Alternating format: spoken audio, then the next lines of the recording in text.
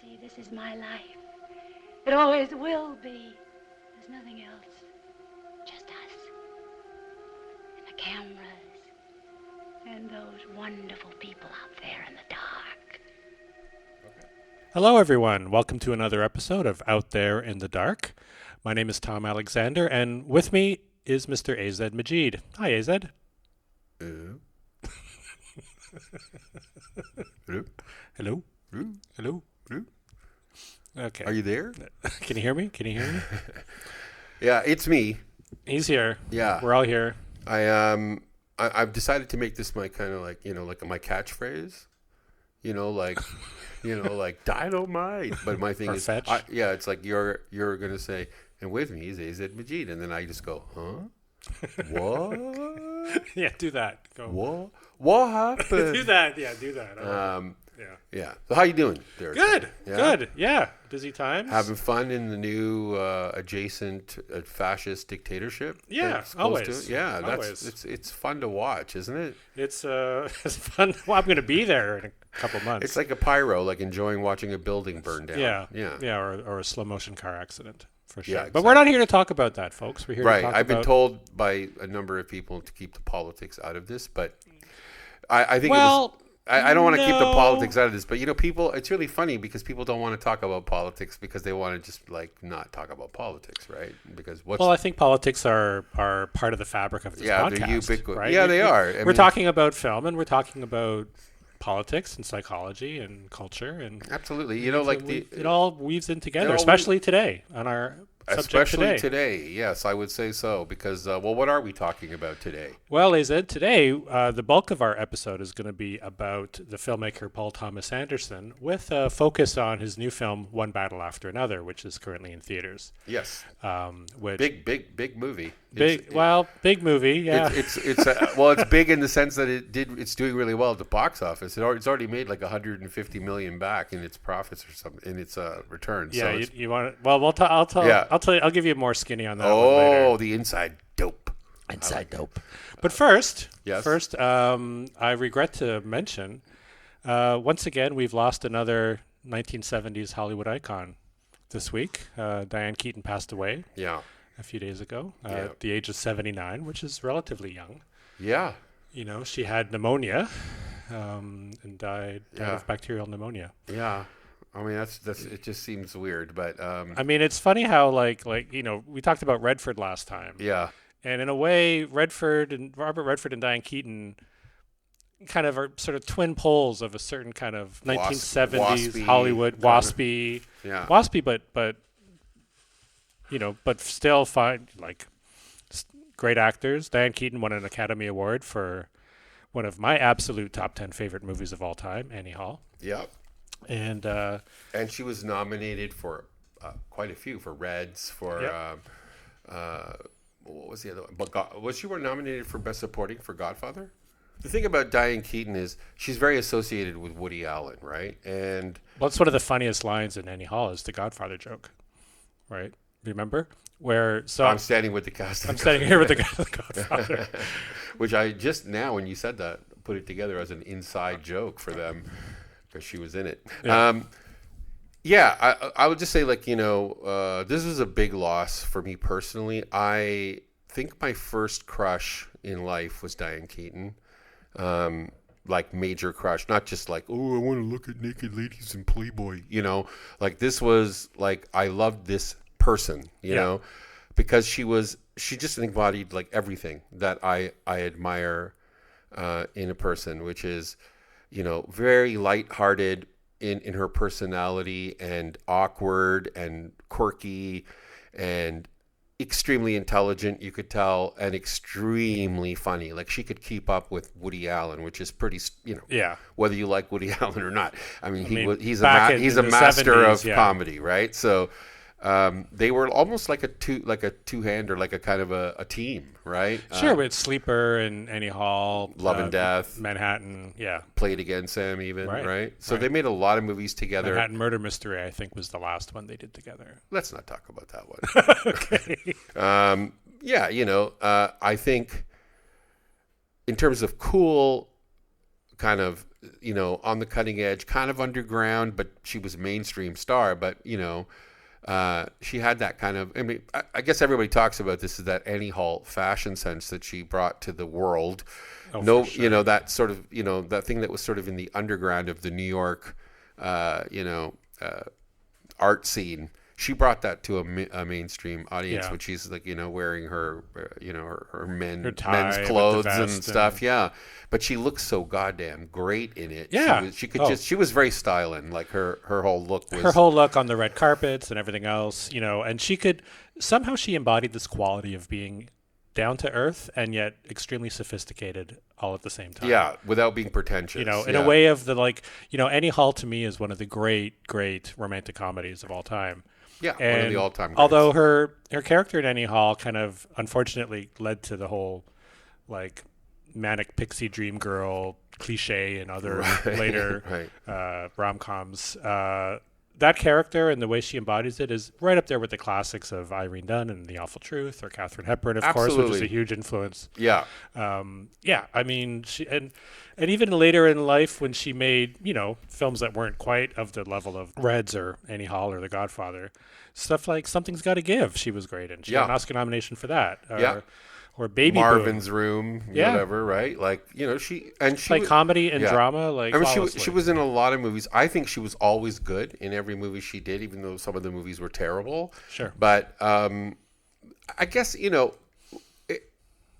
it's funny because people like us who are so are so into movies, and we kind of it's a different world for people who are really cinephiles, because you have your favorites, right? Sure. And your favorites become almost like people you start to admire, right? And so a loss like this is not just, some actress died, that's too bad. It's like, I feel like this person, without this person in the world is a little bit weirder and worse. Her, yeah, right? I just don't think, I think she was, I'm not saying she was a saint. I'm just saying what she brought, I don't see, who would you say in today's zeitgeist, whatever you want to call it. I mean, who would you say is kind of similar to Diane Keaton? To Diane Keaton?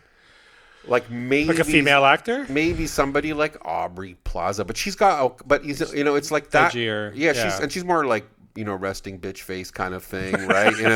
And which is fine. I think she's great, but I can think of one. Okay, who? One, Rose Byrne. I think Rose Byrne isn't quite there, but maybe she can be very funny. She's a very good dramatic actor. Have you seen Platonic on Apple? I haven't seen. I haven't seen hilarious. Platonic. Yeah, her and Seth Rogen are in a lot of films together, and they're just terrific team. Right. I don't know. I don't know that there's somebody like that. I mean, there's a lot of funny women out there, a lot of good actresses out there, but a combination funny, excellent dramatic actress, and beautiful and sexy, right? I'm trying to think who's like that, either you're leaning today because everybody's so brand oriented right now. They don't the idea of being mercurial or somehow diverse, the worst word in the world apparently. These things are now kind of gone. Now, if you're beautiful, you lean on the beautiful, right? If you're a good actor, you lean on being a good actor, right? Right. You're not all things to all people. Exactly. But she could be. Yeah. No, she was very unique. Yeah. There's no question. She was a very unique figure in Hollywood cinema. Yeah, and I would suggest watching just quickly. I would say watch all the early Woody Allen, Diane Keaton movies, up until even Manhattan. Maybe you could give Interiors a miss, which is a Woody Allen his first movie. serious sort of movie, and it's pretty bad. But it's pretentious and arty and very Bergman. I saw it when I was a teenager. I don't even remember. Right. But all of the movies he did with they did together are great. Yeah, the first two Godfather films. She's terrific. First two Godfather, especially the second one. Actually, she has a scene with Pacino. Yeah, where she confesses she had an abortion, and it just turns into this the worst marital fight you've ever seen on screen. Yeah. She's great in The Godfather. Other than that, I would say my guilty pleasure with her, and this is embarrassing. That's okay. You're in a safe space. Are you? Am I really? Okay. You are. I don't believe you, Tom. You're going to make fun of me. Don't make fun of me. The movie that inexplicably I love is Baby Boom. Which is, I'm sure Baby Boom's good. It's good. Like it's like one because I saw it when it came out when I was a kid, it's like it's Nancy Meyers. What do you want? Like it's going to be. Yeah. I like Something's Gotta Give. I think it's a good movie. Yeah, like they're I wouldn't say good movie, but there is something. I don't know about Baby Boom. What is it? It's anything that has a touch of that kind of screwball comedy aspect to it, like a 40s film. I tend to gravitate towards, and I got the feeling with that movie. It's not totally screwball, but it does have that feeling. Yeah, Battle of the Sexes kind of. Battle of the Sexes and person changing, in a weird situation where they have to change their life, and and a non-mother having to become a mother and all that stuff, right? Anyway, I've seen that. I'll watch that movie whenever it's on, and then cry like a bitch. It's okay. But anyway, and then with all of this that we've already said about Diane Keaton, she also directed an episode of Twin Peaks. She did. Yeah. just to add the cherry on top. Yeah. Yeah. Unfortunately, it's one of the worst episodes. It's not a great episode. Yeah.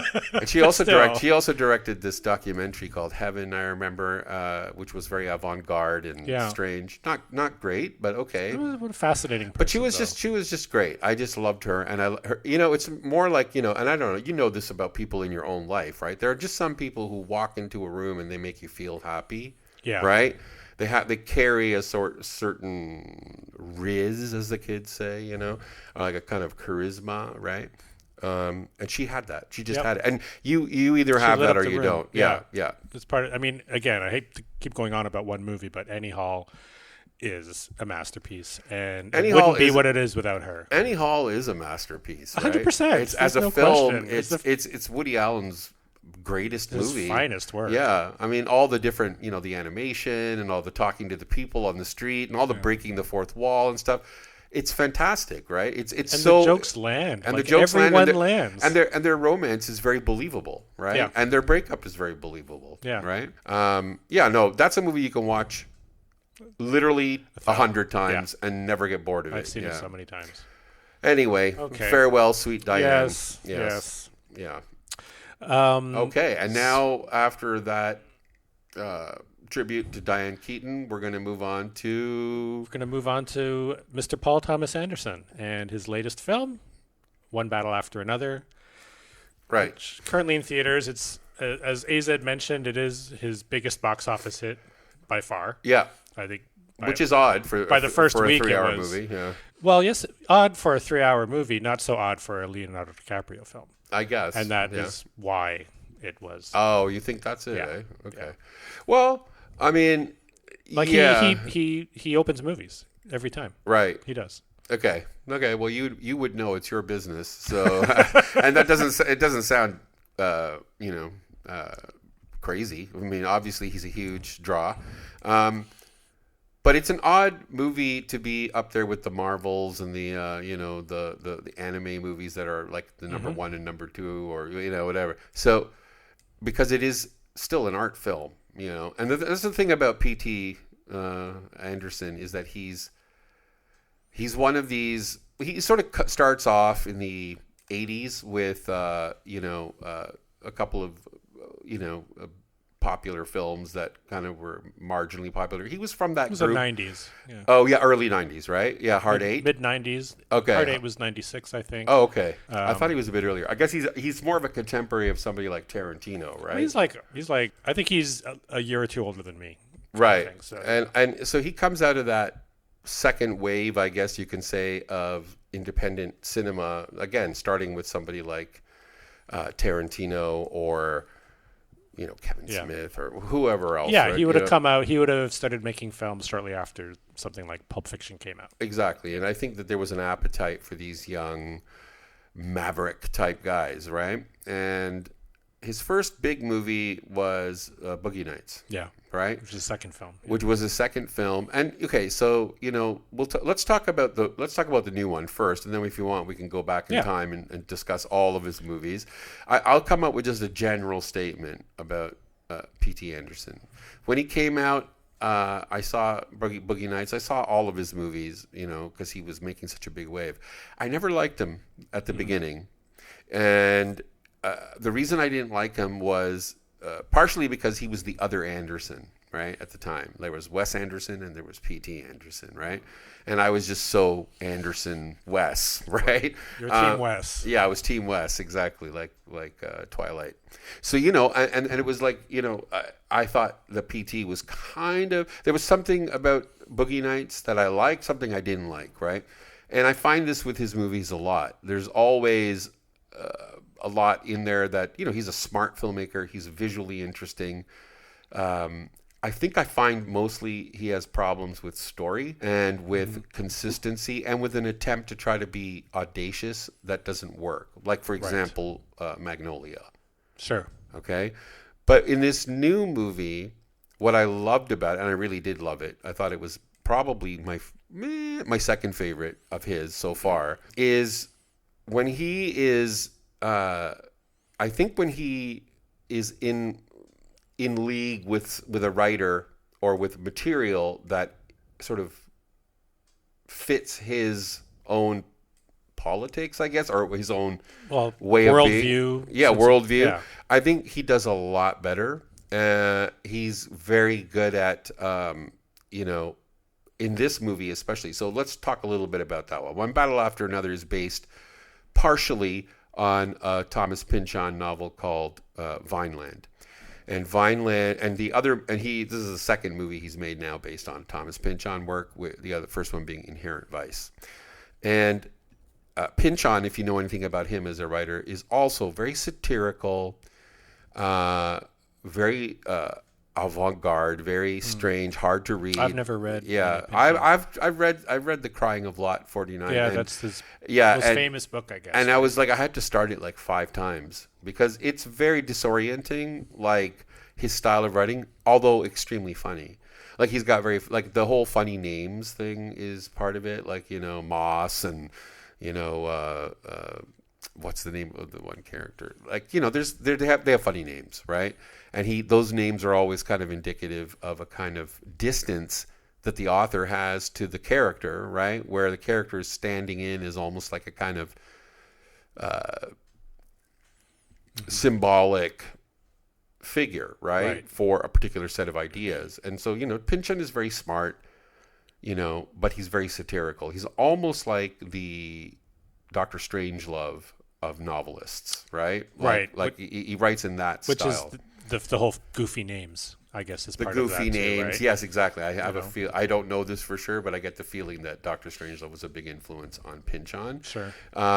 So this story though is about, and this is Pynchon was very into this whole conspiracy politics kind of thing, right? In this movie, you have this group. So it's Leonardo DiCaprio who's the star, and a bunch of other stars are in it. But basically, he's this guy who was part of like a Weather Underground style activist group. Now, the interesting thing is what he does in this movie is Weather Underground was like late 60s, early 70s, but he places the movie in contemporary times and yet uses for much of it. It starts off in the 80s, I think. In the 80s, right. Yeah. But that's the heyday of the French 75. That's the name of this. The French 75, right? Which is, again, like there was no such thing in the 80s is what I'm saying, right? So that it's really hearkening back to like, again, like Patty Hearst, Weather Underground, Bader Meinhof, all those groups that were, violent, aggressive, left-leaning organizations. And he belongs to this group, and it's led by this woman, Perfidia, who's played by Tiana Taylor. She's new, right? Musician. She's a musician. Oh, Tiana Taylor, right. And they're a very militant group, and they're setting bombs and they're whatever. And eventually they have a romance, and then they have a child together. And then as soon as the child is born, basically Perfidia, the mother, has to go on the run, or decides to go on the run. Yeah. Leaves the child with Leonardo DiCaprio, who's always been kind of like a follower, somebody who's just sort of helping out. It almost seems like a kind of like... Yeah, he's not a heroic figure in the sense that he's, this is my cause and I'm doing it. He seems to be good at making bombs. I think he's in love with her. He's got the hots for Tiana Taylor. Yeah. So, and it's very funny how every time they're setting up bombs and doing some military type stuff, they start getting it on. Like it's so like exciting for them. They're making out. Especially her. Yeah. She's really like quite the firecracker, as they say. Now, at the same time, the guy who's sort of like chasing after them is a military guy. He's a Major Lockjaw is his name, but played absolutely brilliantly by Sean Penn. He can really play those psychos well. But then they have a relationship as well. Right. And that's an interesting component. Lots of spoilers here, people, so keep that in mind. That's right in the beginning. Yeah. So, so she... Now it's not clear who's the father of this child that Perfidia has before she goes on the run, okay? Then the movie kind of like fast forwards 16 years. Yeah. And, you got Leonardo DiCaprio basically, being a Lebowski-esque type guy, a stay-at-home dad. They're living incognito in some small town, and, he's just this weed-smoking dude who, like, hangs around the house and does stuff. But he looks after the daughter, right? And that's the basic outline. The Lockjaw character is you're following his trajectory too, and now you can see that they're both kind of they're both after the Perfidia character. They want to know whether she's alive, whether she's dead. They want some whatever. Yeah. The daughter wants to know because stuff resurfaces at a certain point, and it becomes very action based, and a lot of chases and stuff like that. I mean, that's a basic plot, right? Basically, yeah. What I really liked the film too. I thought it was one of his better films, not one of my top 2 or 3, I guess, but it's probably the most entertaining. It is. Yeah. I mean, who knew that this guy could direct car chases and action scenes? And he does it in his own way, which is it's not copycat. There's a car chase near the end that is so hypnotic, the way it's structured and the way it's visually set up. I've never seen anything like that before. Where he uses a lot of zoom-in shots, and you're kind of like disoriented, as it's going up and down the hills. Think Bullet, except maybe a little more existential. So, less slick, more kind of like you're in it, Yeah. So the movie is, it's visually really strong. It's got great acting. It's got a great... See, I liked it because it has a great story. And the story is great because it has all kinds of little Easter eggs in it, and little like side characters and stuff like that. It's very novelistic. Yeah, it's very novelistic. Exactly. It's got a full world, right? And I think he was trying to do something like that from the very beginning of his career with Boogie Nights and Magnolia, the ensemble kind of switching thing. He wasn't quite getting it then. I think he's really got it now. I think so Paul Thomas Anderson, he never really went to film school. I think he went to film school for a week or something. And this is a guy who grew up with privilege in private schools. And so he had the ability to, and his father was a Hollywood TV guy. So he said that his film school was director's commentary tracks on DVDs. Right. If only we could all be so lucky. Hey, but so when you watch his earlier films, it's very almost completely derivative of, say, Robert Altman. Boogie Nights is very much a Robert Altman-esque film. Yeah. Magnolia is like a Altman ripoff. Yeah. But as his later films with ensemble casts, such as Inherent Vice, which is very Altman too, right? It's very Long Goodbye. Yeah.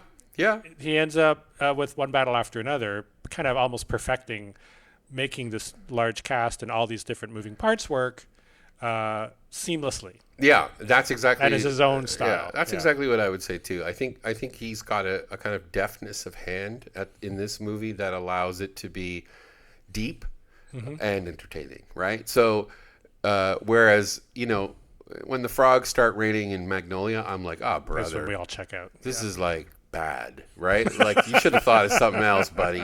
But it's like I understand where that's coming from, like a need to be weird or whatever. But when you're too, you know, it's like what they say about kitsch, right? You can't try to make kitsch, right? You have to be sincere about the thing you're making, and other people will call it kitsch, I right? think there's something else behind the frog scene in Magnolia, because I don't know what his religious upbringing was like, but a lot of Magnolia, and I did rewatch it for the third time, and I'm not a huge fan of the film, but I think there's interesting things going on, and I don't think the frog thing works, but what's happening in Magnolia is biblical references that keep happening, and I'm not sure where he's going with it. It doesn't really work, but things like that are happening in a lot of his films. So There Will Be Blood, of course, is Daniel Day-Lewis versus Paul Dano, who's this crazy preacher. Right. And in The Master, obviously, is a huge religious kind of thing. Yes, quasi-religious. Quasi-religious. Yeah. Well, I think that's the thing, is that he's very skeptical. He doesn't look at religion as a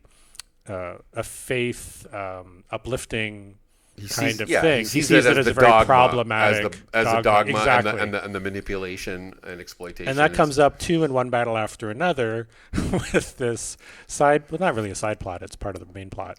An organization called the Christmas Adventurers. The white supremacists, which is basically Project 2025. And the Christmas thing was hilarious. Awesome. Yeah. I want a movie about them. Yeah. But they're also, of course, very white Christian nationalists. They're like Charlie Kirk. They're like they're like Nazis. Yeah, totally. Yeah. So and so I think that's why he didn't want to set it in a period piece, right? Because this is a movie very much about today, right? Oh yeah. And I think that, you know, considering what's happening politically, in the States. With military coming into cities and left wing being vilified and all that stuff, I liked it because the one thing. See, first of all, I'm old. I'm 61, right? Or am I 61 or 60? Can't remember. Anyway, I'm an old man. Let's put it that way. And the thing is, I remember that my heroes growing up in the 70s were all 60s guys because they were rebellious. They were authoritarian. They were largely, perhaps Marxists and lefties, but they seemed to be on the side of righteousness and fairness and equalness and all that stuff that I grew up with. Now, those guys are considered the bad guys. They're considered terrorists. They're terrorists, right? And there's a certain pride that can come into the heart of a person who has followed that kind of trajectory in their life to go like, you see, they are scared of us, right? Mm-hmm. They are scared of these ideas. They are scared of this stuff, and they're going to suppress. And, I think this movie really does a good job of, like, so I'll put it this way. So you have the Perfidia character who's like she's over the top. Like she just enjoys the warfare part of it, right? Mm-hmm. I mean, sure, she's righteous. She's a black woman. She's, obviously fighting for a cause. But her motives seem a little suspicious, right? And selfish. Well, she hightails it as soon as her child is born. Yeah. She clearly has no interest in being a parent. She even, and she's not happy being pregnant even right? Because she thinks she's got higher ambitions and higher goals to attain, right? Which is okay, Fair, but what you see is that it's guys like the Leo character in this movie who are they embody the right values, right? They are, his daughter is first, right? Mm-hmm.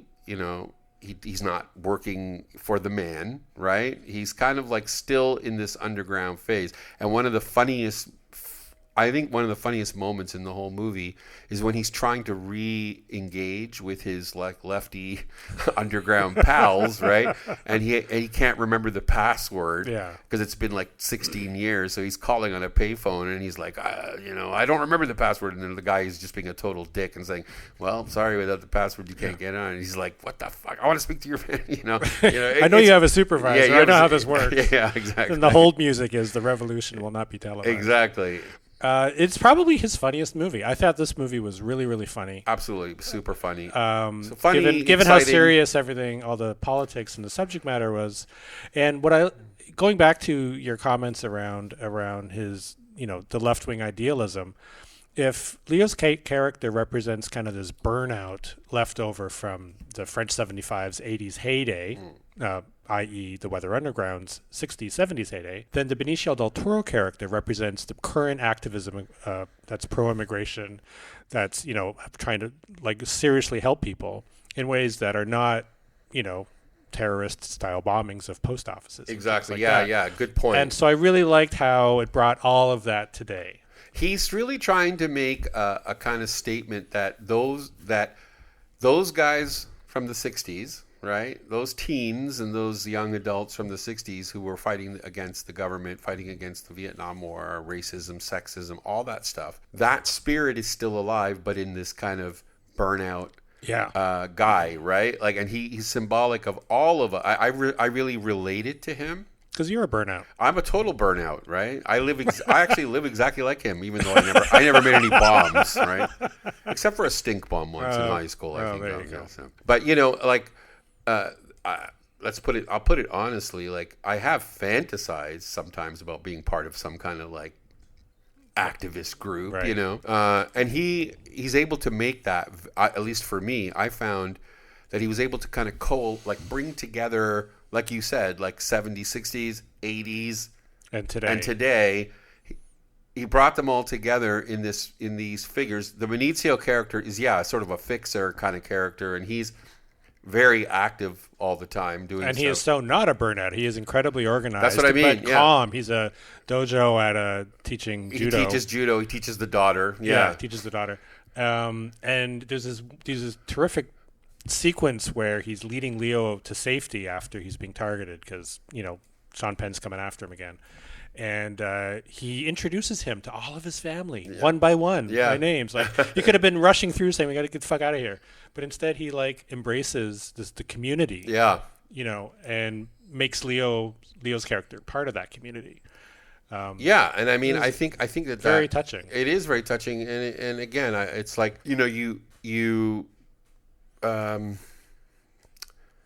think that the Benicio character is, first of all, I thought he was great in the movie. Sean Penn is great. Everybody's great. Anna Taylor's terrific. Yeah. And DiCaprio has such subtleties in this. He's lovable in this movie. I really liked him because he's he's a bit of a schlub. He's a bit of a kind of a fuck up, right?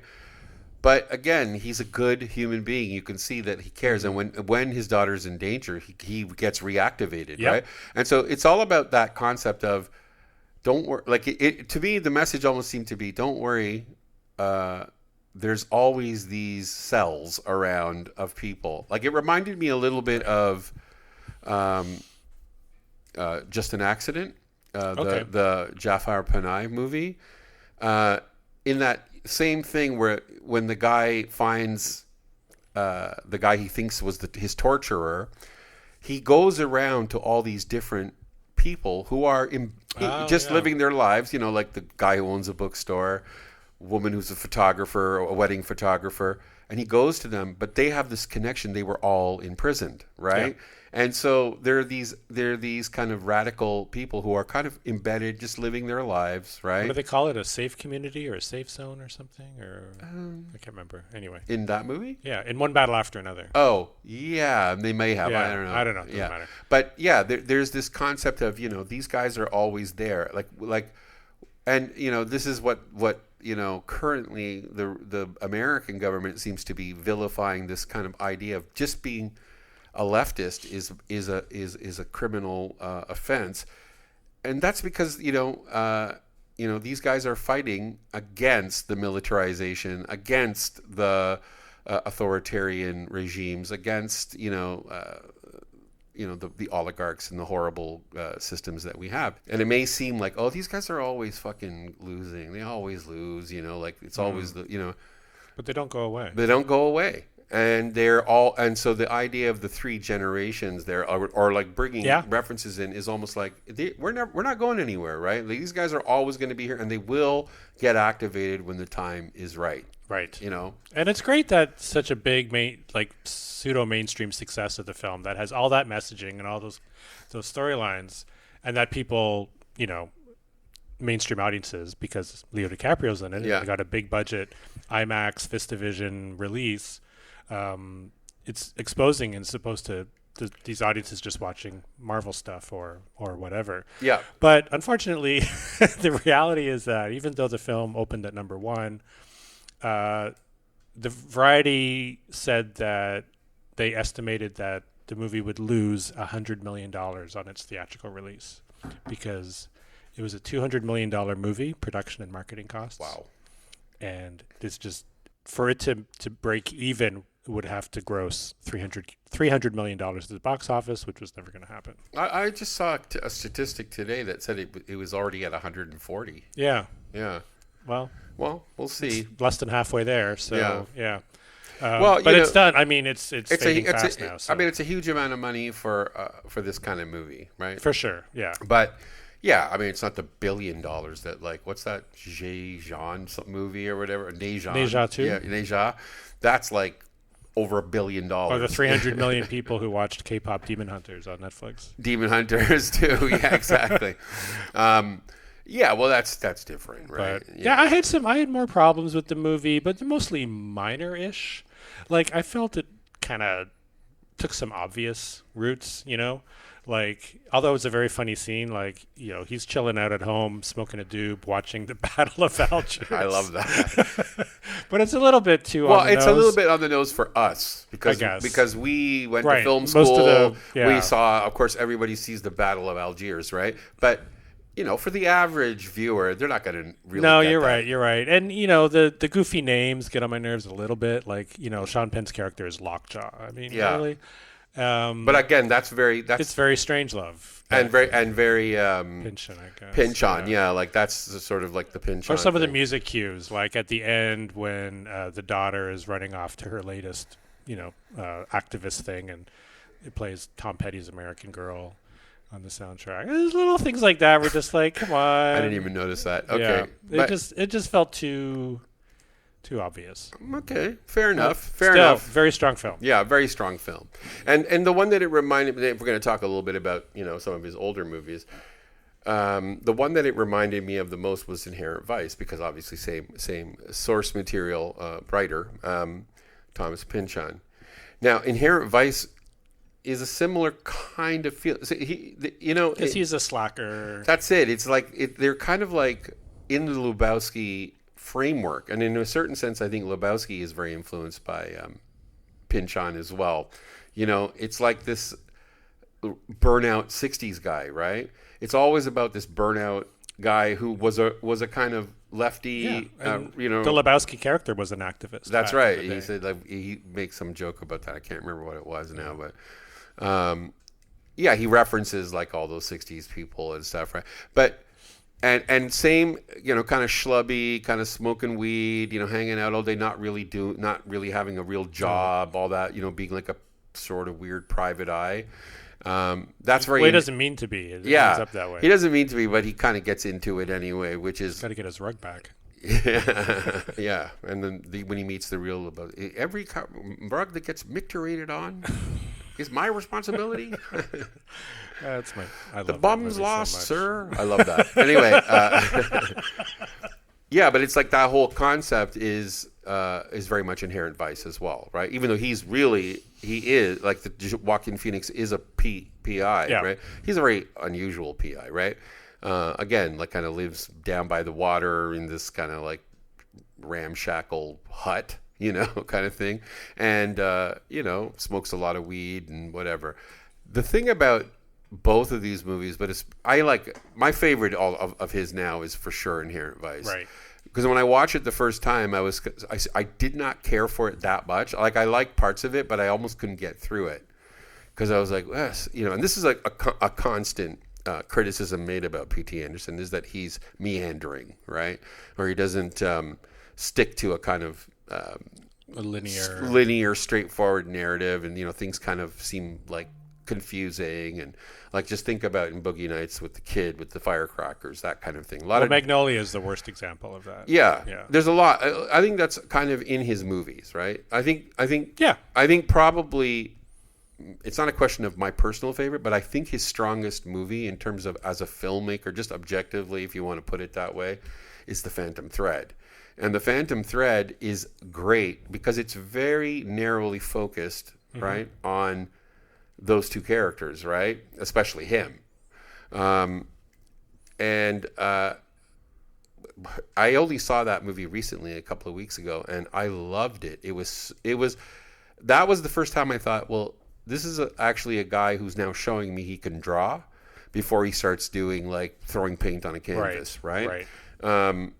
Not that that's necessary. I'm just saying you see the skill set involved in making this beautiful film, and it is so beautiful, that movie, Phantom Thread. So I would just say, like, but my feeling is that, yeah, when he's focused on a kind of character like he is with Inherent Vice and with this new one Battle After Another, Phantom Thread, I like The Master, There Will Be Blood. When you're kind of focusing more on the narrower, ambitions or whatever of the character, he seems to do better.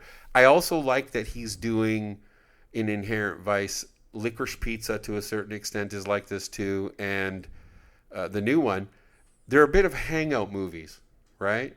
Again, you just like hanging out with these guys, right? They're funny. There's a kind of laid back quality, there's a kind of attitude. The side characters come in and out, and you enjoy spending time with them as well. Like I don't know whether you know what my favorite. This is related to what you just said. My favorite comedy, probably after Love and Death, right, is Albert Brooks's Lost in America. Okay. And the reason that I love that movie so much is what you just said about this movie, is the side characters, right? Mm-hmm. In that movie, you have Albert Brooks and Julie Haggerty like giving everything up and in a Winnebago, basically going across America to find themselves, right? And they go to Las Vegas, they go to all these different places, but they meet, every character they meet and they have an interaction with is given a full characterization. Yeah. So you remember those characters very well, right? Mm-hmm. They're not just there to advance the plot, so to speak, right? Or just like as a convenient, James L. Brooks is good at that too. Mouthpiece for exposition, right? Yeah, James L. Brooks is good at that as well. And the Inherent Vice and One Battle After Another are really good at that. Whereas I find like the earlier Boogie Nights, Magnolia, they're not so good at that.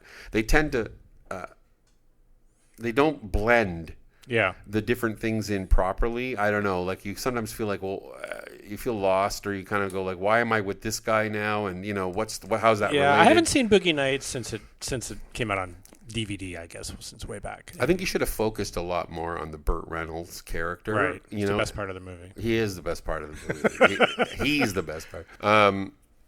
But yeah, I think that's basically and Magnolia, right? Magnolia to me, and I admire much about Magnolia, but one of the problems I think is that it feels like a movie about grown-ups and grown-up problems by a guy who's 20 and just hasn't lived those lives.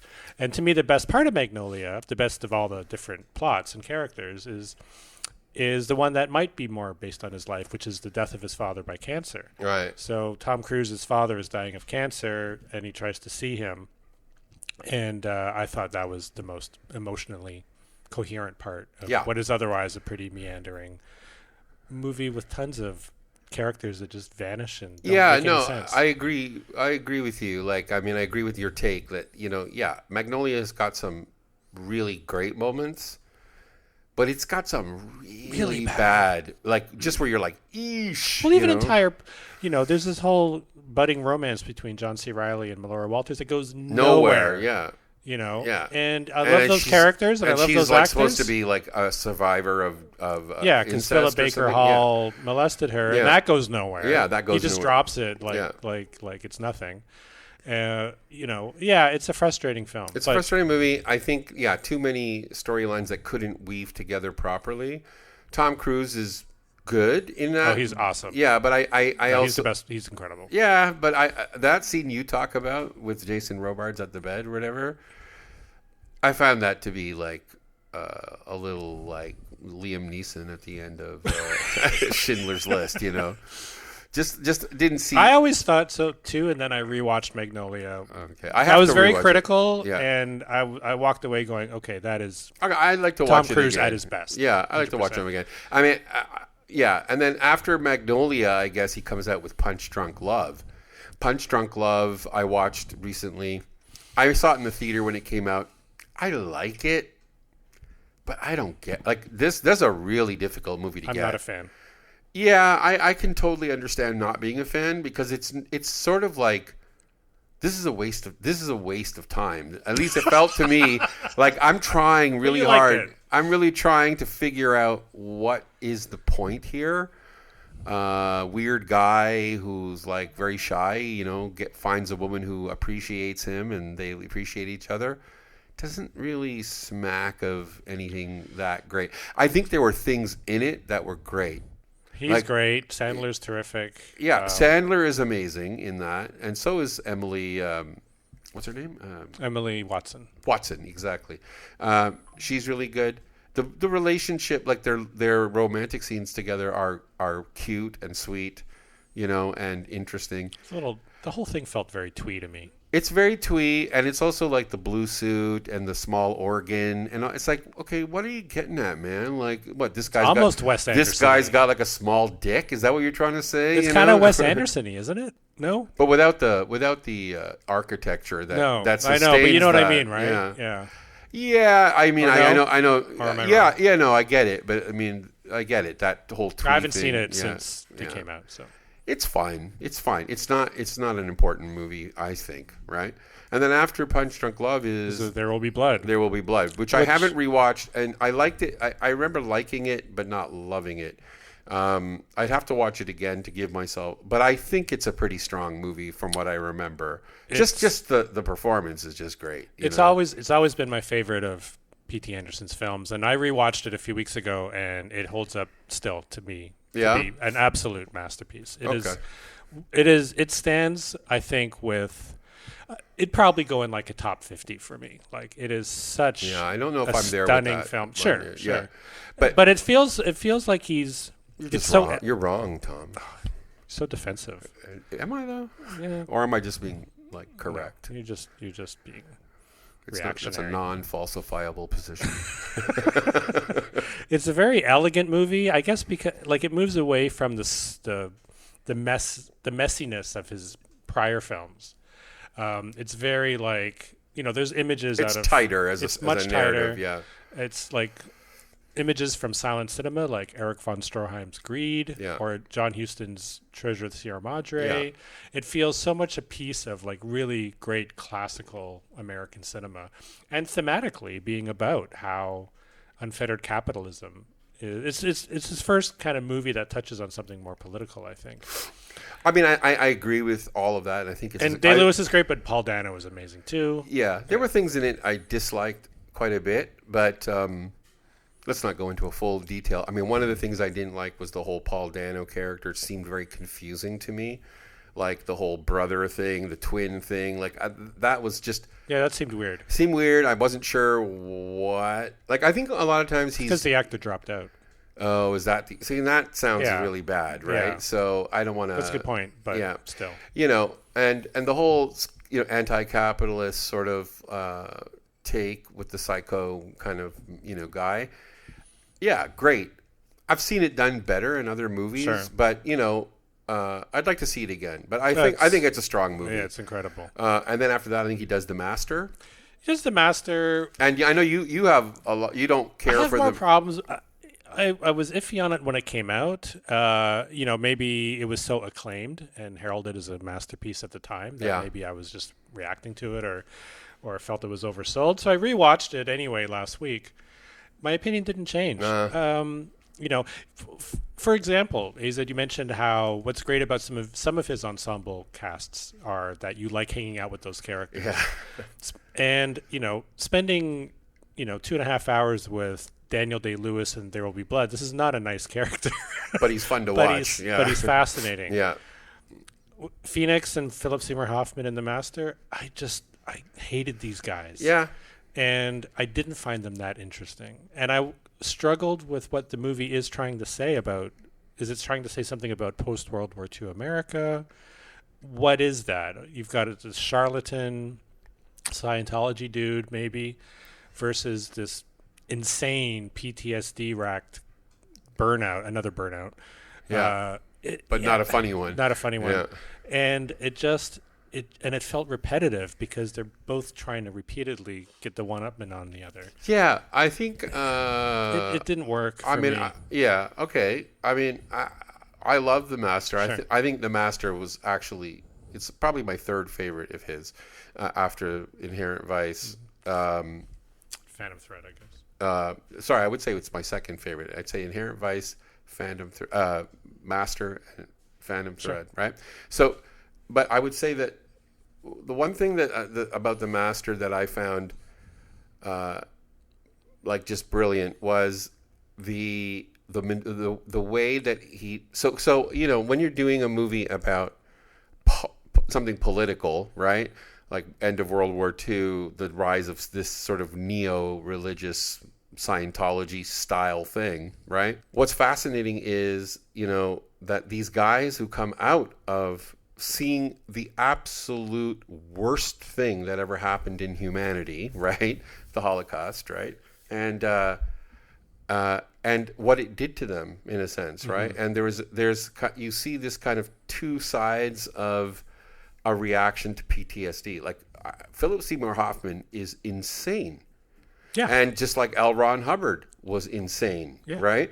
I mean, you know, and they were but able to you know, manipulate and, you know, use others. And it was a time when, you know, Dale Carnegie came out with his how to win friends and influence people. This was all very big about, you know, how back the from self-help get back, you know, let's get, you know, how to be successful, how to build your own thing, you know. Right. And you know, I think that the darkness of World War II, the kind of darkness that could never actually be erased, is behind the actions of these characters who are trying to create this kind of meaning for themselves, but it's so far removed from reality, right? Yeah, it's like the way Christianity or Islam or anything would be, right? It's this fantasy concept of work towards getting to someplace different than this reality, right? I feel like that's where he wanted to go, but I don't think he quite got there in the way that. I think he's more interested in my take on it was that the Joaquin Phoenix character is such a cipher, that he is looking to fill himself with, you know, with something that's meaningful on some level. And I think he's just, I mean, there's obviously a homoerotic aspect to their relationship between Philip Seymour Hoffman and him. And that's also an important thing because, you know, maybe this is the first time that people start dealing with, you know, homosexuality kind of in public, you know, in polite society, I suppose you would say. And, yeah, I think first of all, I just think the performances are great. I'd have to see it again. Oh yeah, I technically it's incredible, beautifully shot. And I think everything about it. I was riveted by the movie, so I know that, like, for me, it latched on to something true as far as I was concerned about the experiences of unreality and you know, the need for escape and the need for regression and a kind of, you know, all these very dangerous elements in society that are born out of the Nazi era, right? But we only had one character in the film to do that, and that was Phoenix. So all the other followers that we see, no, he's doing it too. See, the Philip Seymour Hoffman character is also responding to that same thing, but his way of responding to it is to create an alternate reality and become God of that reality. Is it clear that he went to war too? I can't. Well, I don't remember in the movie, but L. Ron Hubbard was in the war. Yeah. So I think it was probably. I think that's what the movie's about. I see. Again, I found it a bit confused that way. So you know, like if what it makes me think about a little bit is Episode 8, Twin Peaks 3, right? Which I've never seen, but yeah. What? I haven't seen the third season yet. Anyway, Episode 8 is a remarkable piece of work, right? And it's all about the atomic bomb, right? That gets dropped in Nagasaki and Hiroshima, or at least the.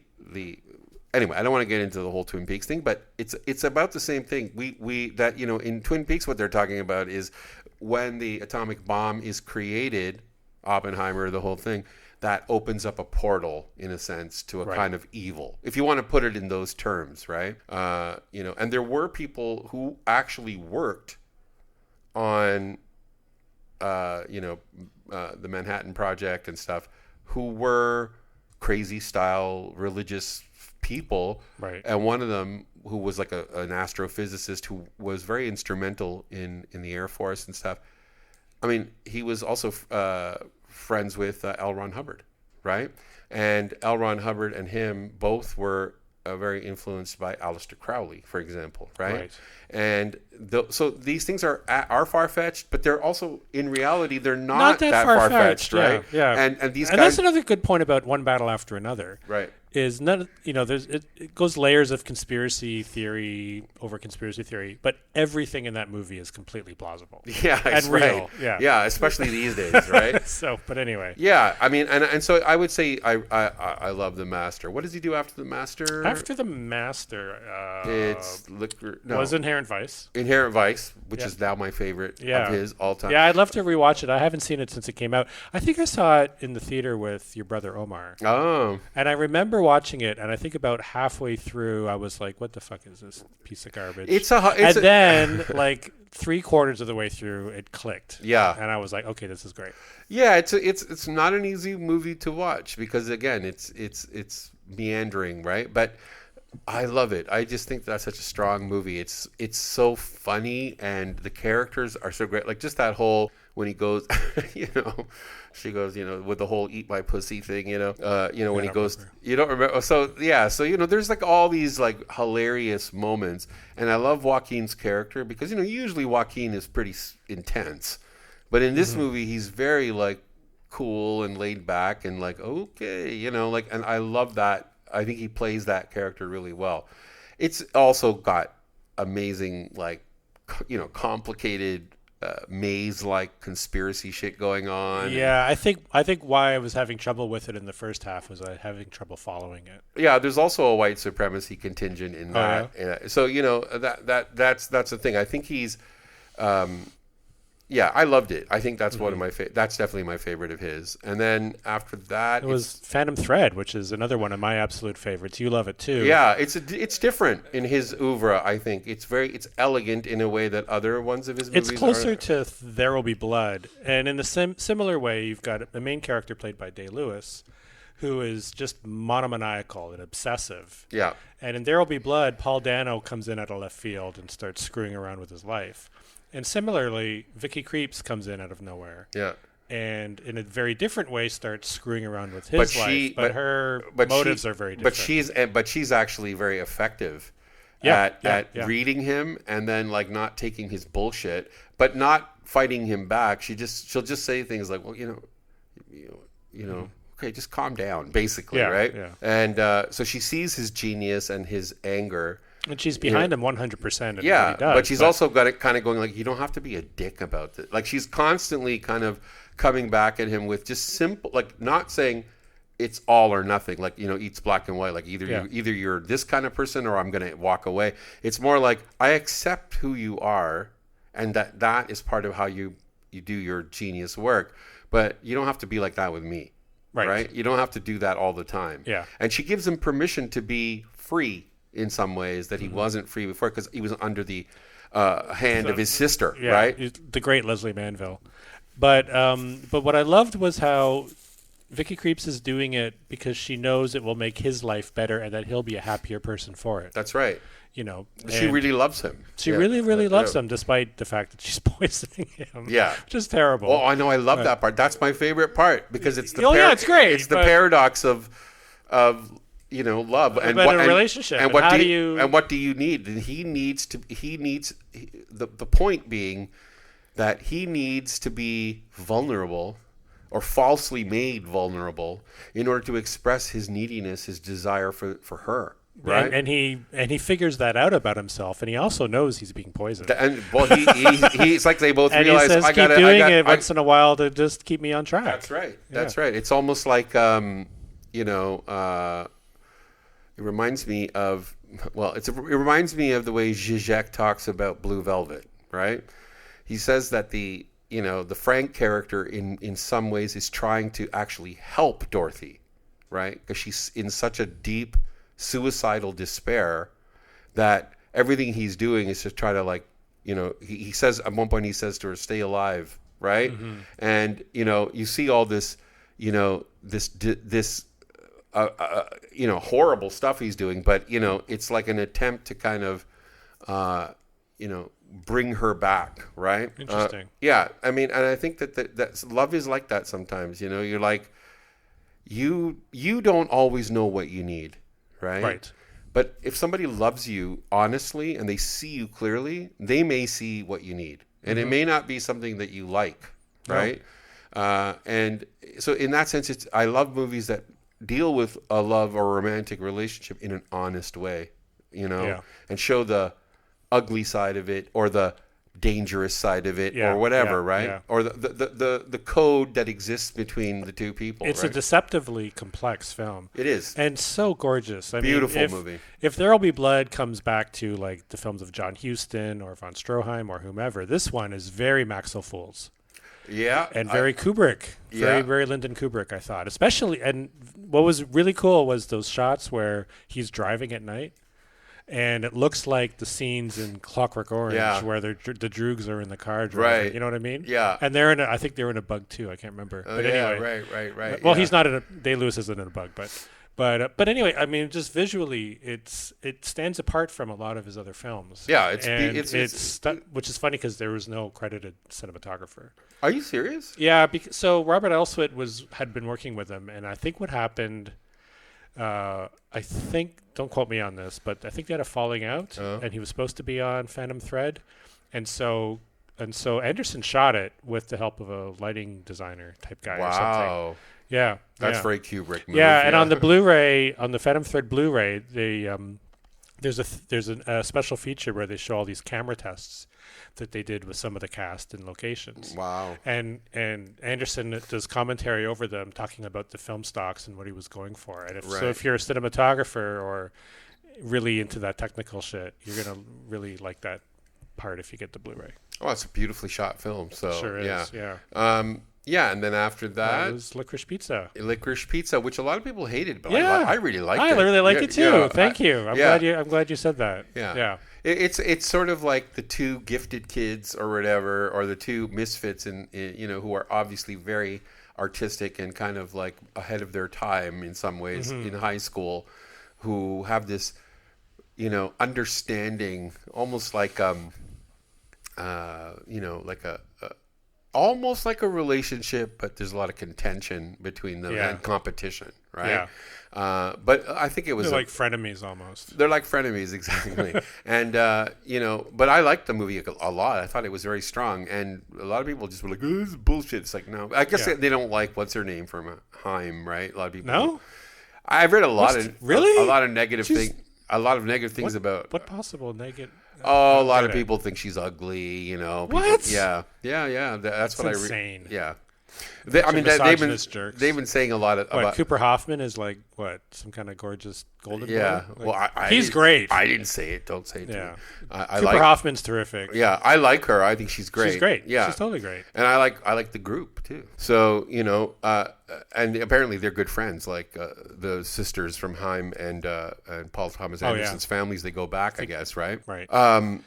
No, but it's also got that sprawling narrative, all those side characters, and they're all great. I know some people they hated the racism depicted in the film. So there's a character who has these Japanese wives, but that's accurate. It's period accurate. Yeah, people will say anything is racist because they won't take they won't take the 3 seconds. And the film's not it racist. Takes to kind of go, is this actually a racist thing, or is it just somebody who's in the movie is kind of racist, or whatever? It's like, that bugs me so much. It's like, what, I can't represent a white guy who's into Asian women? Obviously, he's going to be like that, right? Like, It's interesting because, of course, that's its own kind of racism, and that's a part of One Battle After Another as well, because Sean Penn's character is like obsessed with Tiana Taylor. Yeah.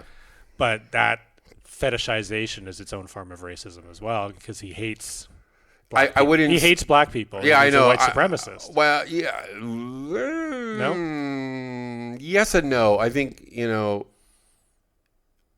Yeah. Okay. So first of all, race. I find the word racism, usually for me anyway, has to be attached to something more systemic.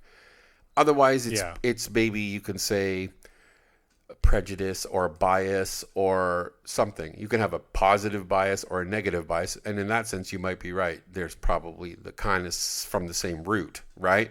Like you exoticize other races to a fault, and then that's the same impetus as hating them, right? Or they're because of their, it's all about their representing them as something they're othered. Yeah, they're othered, exactly. Yeah, but I don't think that I would call that a depiction of a character who is like super into Asian women, right?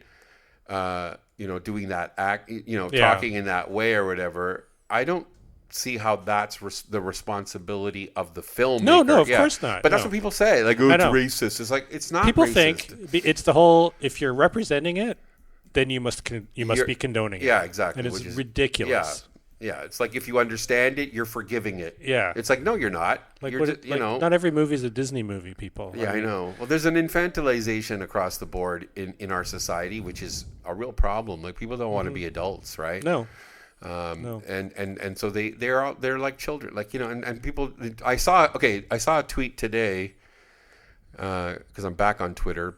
Why? I don't know. I had to. I quit as soon as Elon Musk acted me like too. a I Nazi. quit for years, but I went back on because there was a reason. I can't remember why. It's a fucking cesspool, right? Oh, yeah.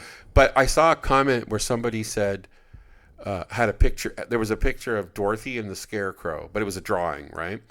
And it said, just like the libs, no brains or something, right? And like the Scarecrow, right?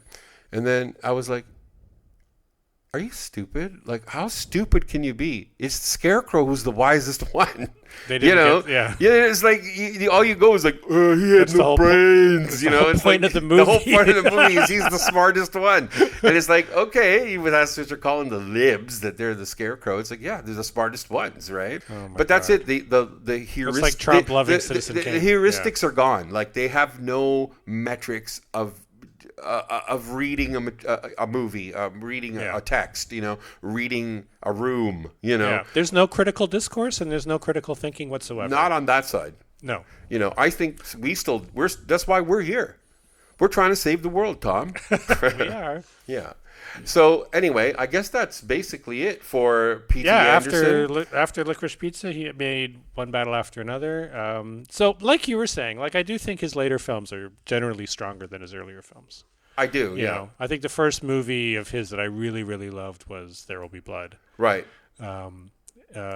Again, things that you like about Magnolia, things you like about Boogie Nights. Hard Eight was his first film, was pretty good. I remember. Pretty good. Yeah. But yeah, I mean, I think he's. I still have some problems with him in some ways. Although I really like when he. So my advice to him is to keep it either Phantom Threadish, where it's like very. Keep it small, I would say, for him, right? Not the ensemble thing. If you're going to do that, do comedy. Like, make it more screwball-y, right? Like Licorice Pizza, I guess, in a way. Yeah. I mean, I think he is just getting better, like you said. Like, as more mature. His films feel more mature. Yeah. And I definitely recommend that people see One Battle After Another. I think it's definitely a thumbs up from me. But AZ, my big question to you is, are you still on Team Wes, or have you moved over to Team Paul? I'm on neither team at this point. I have problems. I have a problem. I have problems with Wes. I have problems with PT. Fair enough. I did watch Evil Dead last night with my son Ishmael. I hadn't seen it in a long time. That is an exciting first film. You're just like, this guy is great. Like, he's doing great. Like, I said to Ishmael, it's like the best student film you've ever seen. It really is. Yeah. Yeah. It's well, why do you see part 2? Part 2 is a blast. I'm going to watch Evil Dead 2 tonight. Yeah. Yeah. And which leads to I think our next episode we'll be recording is going to be looking at the Frankenstein mythos. That's our Halloween episode. Yeah. Exactly. I'm going to go see Frankenstein this week. The Guillermo del Toro version. The Del Toro, which is getting really good notices, good reviews. I saw it at TIFF. Yeah. And we're going to basically do a breakdown of all the Frankenstein myth, right? And how all the movies and everything. And even more, let's talk about how non-horror films, non-Frankenstein movies are influenced by the original 1818 novel in the sense of the Prometheus myth. Right. Yeah.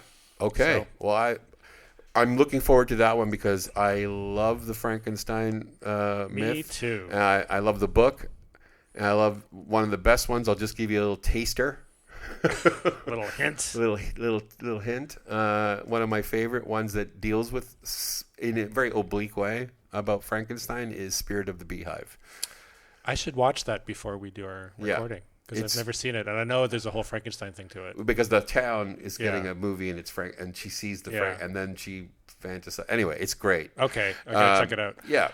Okay. Wonderful. And with that, we will see you out there in the dark. Don't say that. That's creepy. I told you. Well, it's Halloween. I'll see you when out there in the dark. Later, skater. But in a safe area with lighting if you need it. We'll see you with lighting and police presence. Ice presence. I hope not.